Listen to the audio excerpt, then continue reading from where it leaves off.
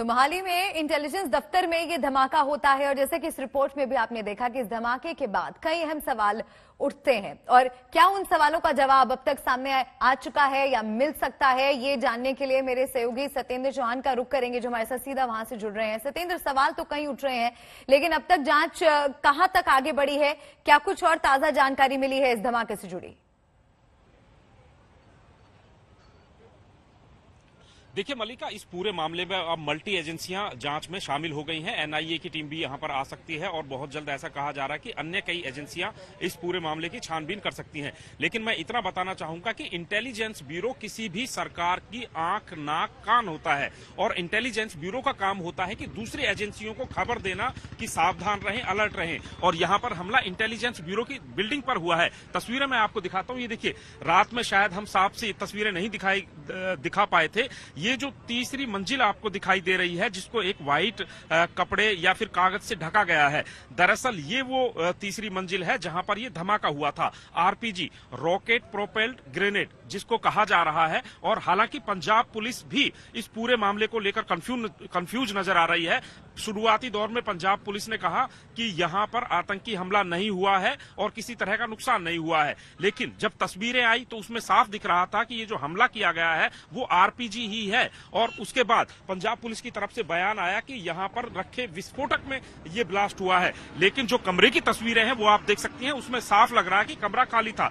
दूसरी बात कि ये किस तरीके से ब्लास्ट हुआ है वो भी मैं आपको बताने की कोशिश कर रहा हूं। ये थ्योरी दी गई कि किसी ने हाथ से इसको फेंक दिया, लेकिन ये संभव नहीं है। देखिए एक बार फिर से मैं वो इमारत आपको दिखा रहा हूं। ये सड़क के साथ साथ आप चलिए जहां पर पुलिसकर्मी खड़े दिखाई दे रहे हैं। दरअसल वो जो बाउंड्री है, चार दीवारी है, वो इंटेलिजेंस ब्यूरो की चार दीवारी है और इस चार दीवारी के साथ में तकरीबन 50 मीटर तक पार्किंग है, यानी कि जो अधिकारी यहां पर आते हैं, कर्मचारी यहां पर आते हैं, उनकी गाड़ियां पार्क होती हैं। दूसरा मैं आपको बता दूं, ये जो इंटेलिजेंस ब्यूरो का हेडक्वार्टर है ये बिल्कुल हाईटेक है, क्योंकि इंटेलिजेंस ब्यूरो का काम होता है पूरे राज्य में बल्कि देश भर की जो सुरक्षा से जुड़े हुए अलर्ट है वो जारी करना। और यहां पर हाईटेक जो मशीनरी लगाई गई है, मैं इस बिल्डिंग के इमारत के अंदर कई बार गया हूं। आपको जो है अंदर एंट्री करनी है, उसके लिए बाकायदा आपका फोटोग्राफ होता है, बायोमेट्रिक जो है आपके वो लिए जाते हैं।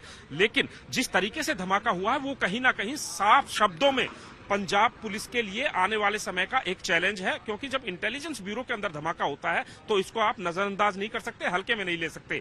दूसरी बात, यहां जिस जगह पर मैं खड़ा हूं यहां से कुछ मतलब 100 मीटर की दूरी पर डिस्ट्रिक्ट हेडक्वार्टर है जहां पर डिप्टी कमिश्नर ऑफिस है, एसपी ऑफिस है और जुडिशियल कॉम्प्लेक्स है जहां पर तमाम न्यायाधिकारी बैठते हैं। लेकिन उन सबको छोड़कर इस इमारत को निशाना बनाया गया, जो एक चुनौती है। हालांकि पंजाब पुलिस इस पर कुछ भी कहे, लेकिन जिस तरीके से यह धमाका हुआ है इसे हल्के में कतई भी नहीं लिया जा सकता है। तस्वीरें एक बार फिर से मैं आपको दिखा रहा हूं उस इमारत की जहां पर यह धमाका हुआ है और ये जो पूरा कॉम्प्लेक्स है, चारों तरफ से इसकी बाउंड्री है, कोई भी इसके अंदर नहीं जा सकता।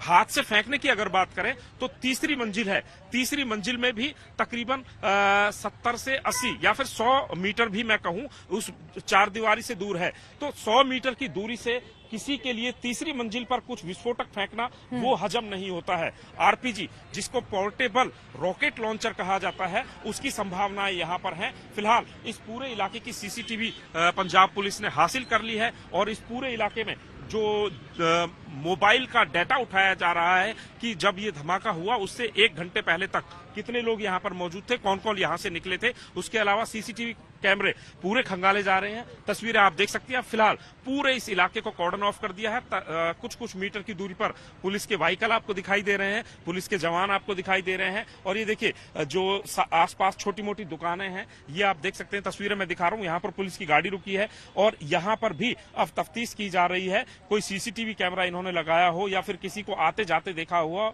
हो। 7:45 शाम को, यानी कि अंधेरा हो जाता है जिस वक्त ये धमाका हुआ था,